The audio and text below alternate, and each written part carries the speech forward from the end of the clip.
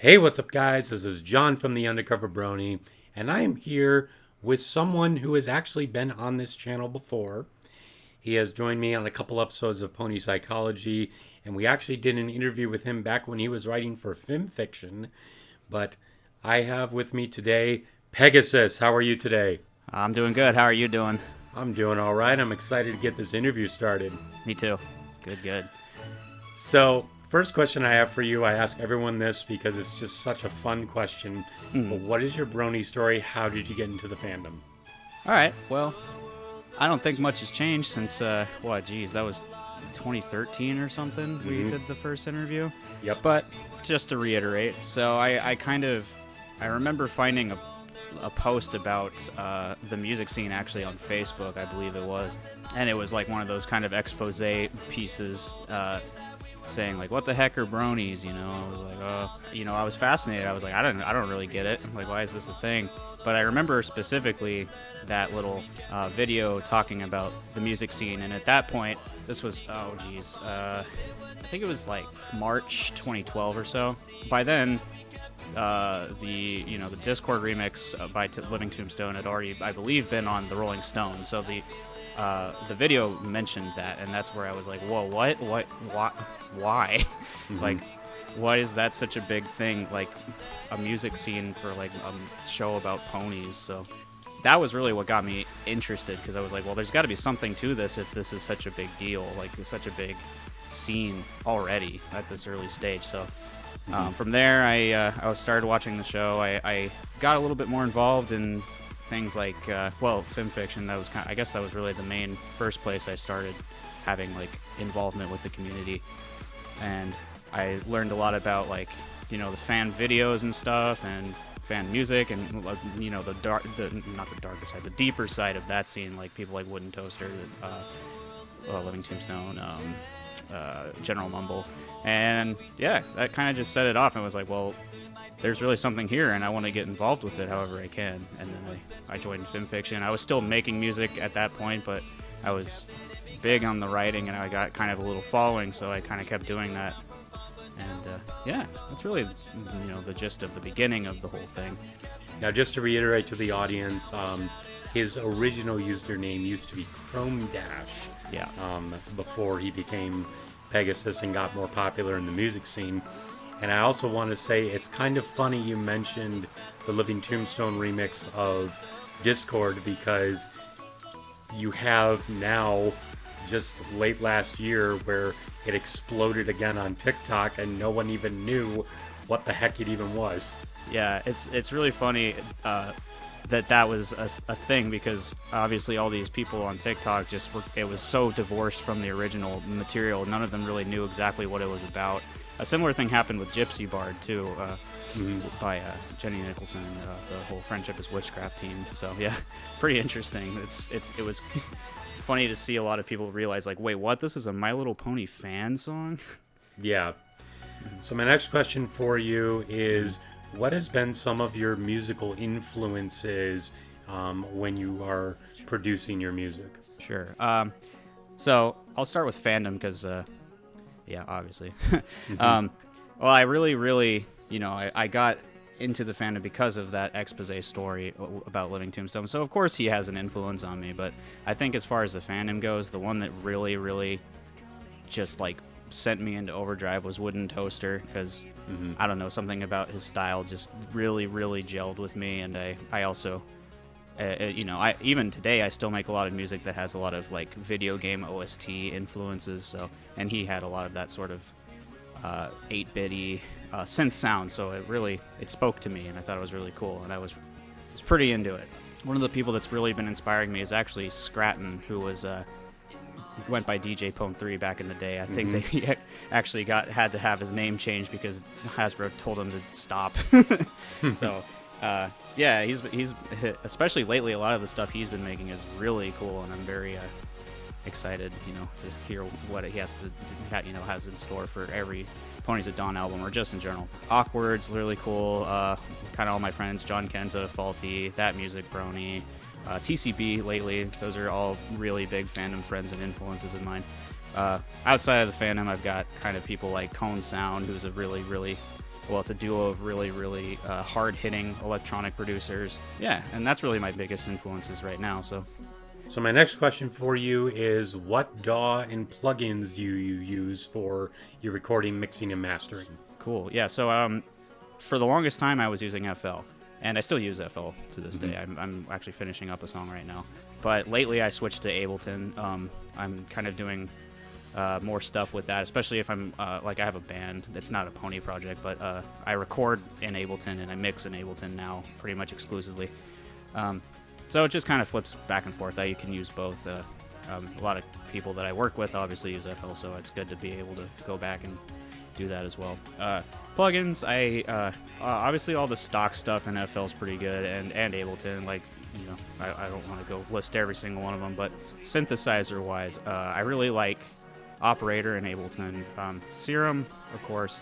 I use Massive a lot, and it's kind of funny because that's such a that was such a staple back in the day, like 2012, but it's kind of been outclassed by Serum. But I don't know, something about Massive, I know exactly what I want, and I know exactly how to make what I want inside of it. Mixing plugins, I really use a lot of for like analog stuff, I use Contact libraries, some East-West, I had that for a little while. Mixing plugins, I really like a lot of the Native Instrument stuff, like Supercharger GT. I use Melodyne to tune my vocals. And then for mastering, mainly I use Ozone 8 and then FabFilter Pro L to make it just kind of nice and level and nice and loud without completely destroying it. There's more, obviously, but those are kind of the highlights. So I have known you for a very long time now. It's going on, what, 10 years, something like that? Yeah. And you have stated multiple times that one of your big passions is you are a percussionist. Yes. And what has that percussion experience, how has that bled into your music production, if at all? One of the things I think is nice about it is that when I write music, I don't start with the drums, which that seems, if you're not a music producer, or even if you are, you know, everybody's different, but that might seem kind of counterintuitive. Like, you'd think I would kind of want to start there, but I don't. In fact, what I think it does for me is that, like, I write the song, and then while it's going, I know exactly what I'm going to do with the drums, so I almost don't bother until it's, like, to that point. Usually when I start writing, I write with chords, and then I'll maybe write a melody, but chord progression is, like, my main starting point. But what I do think it does help me with is just rhythm, like rhythmic intent in general.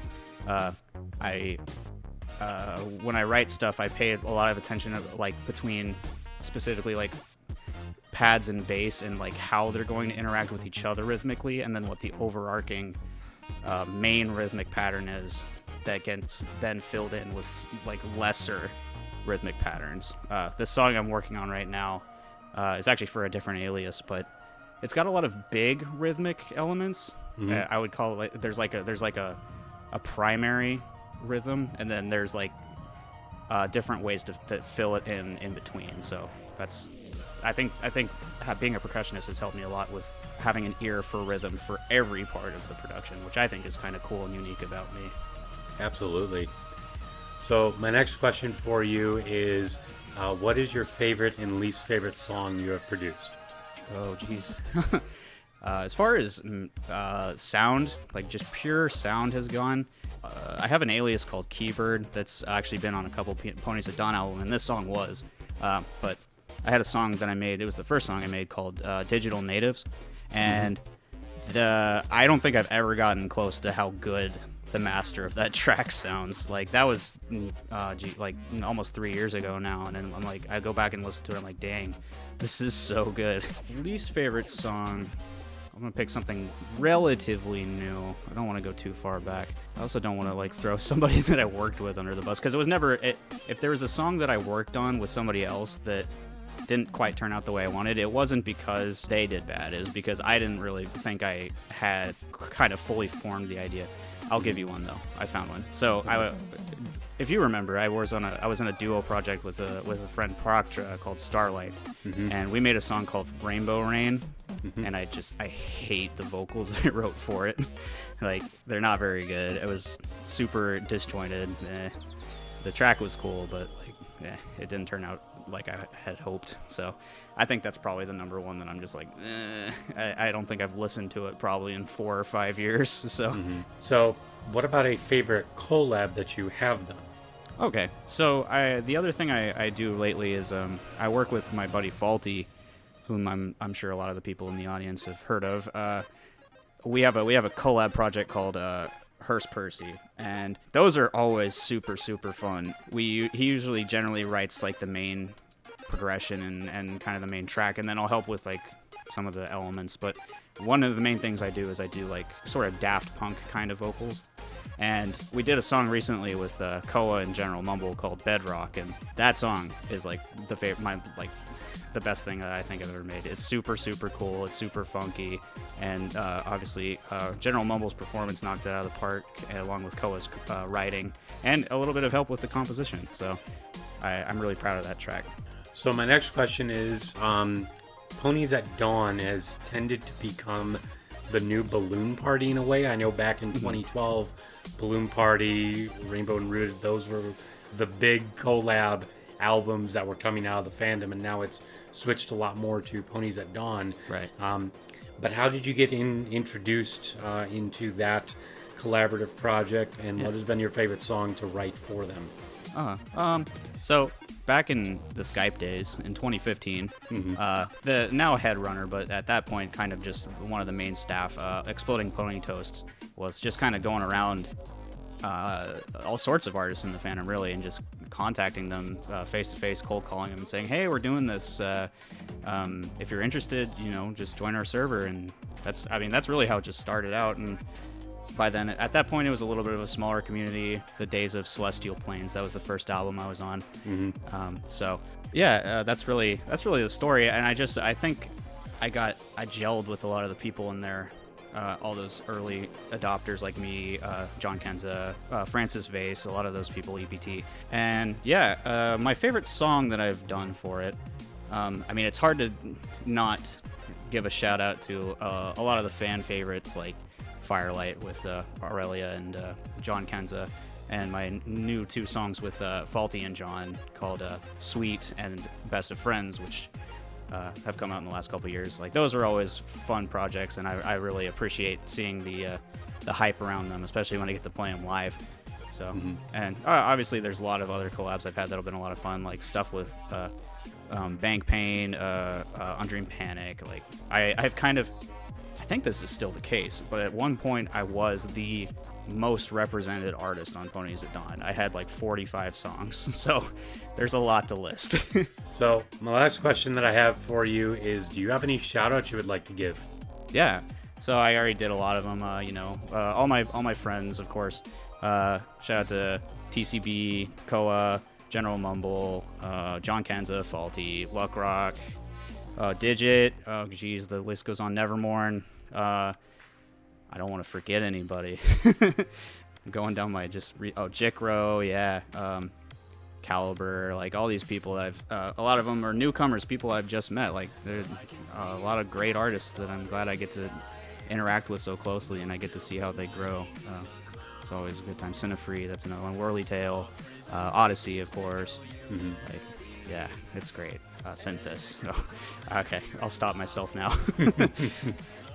Well, thank you so much for coming on. This was a blast to do.